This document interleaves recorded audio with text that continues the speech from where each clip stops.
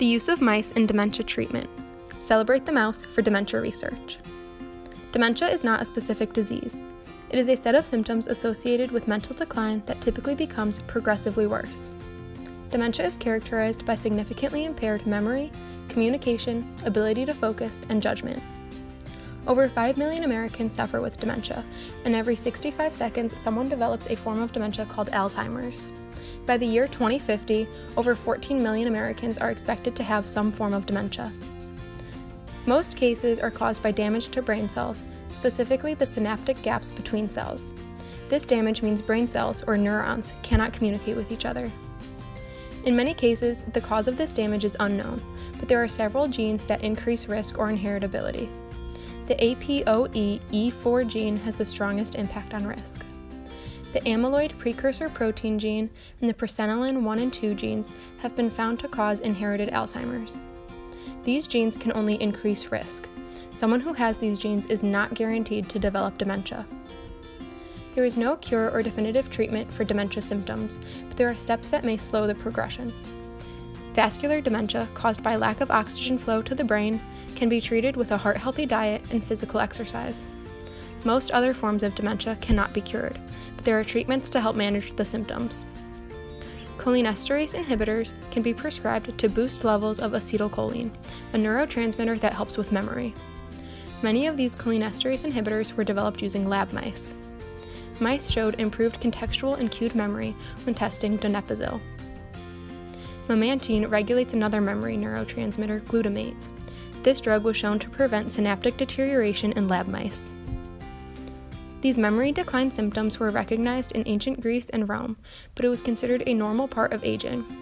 Pythagoras thought it was part of the natural life cycle. It wasn't until the 1960s that the scientific community began to recognize that this was not a normal part of aging. It has now been decided that Alzheimer's is not the same as dementia. It is only one type of dementia. The general hypothesis is that the cognitive degeneration is caused by a buildup of amyloid beta proteins that result in protein plaques, which disrupt cell function and communication. Some researchers are now looking into another possible cause of degeneration in dementia. This new target protein, called tau, has been strongly implicated in the pathology of dementia patients. A new theory suggests tau proteins can form abnormal clumps called neurofibrillary tangles, which build up in neurons and cause neurodegeneration.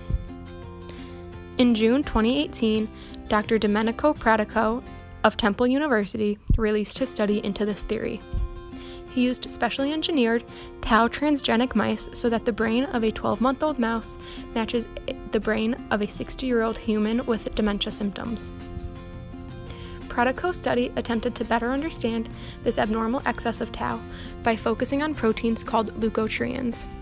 These proteins play a key role in inflammation, which can be good when someone is injured. But when the protein is unregulated, like in dementia, they can cause too much inflammation.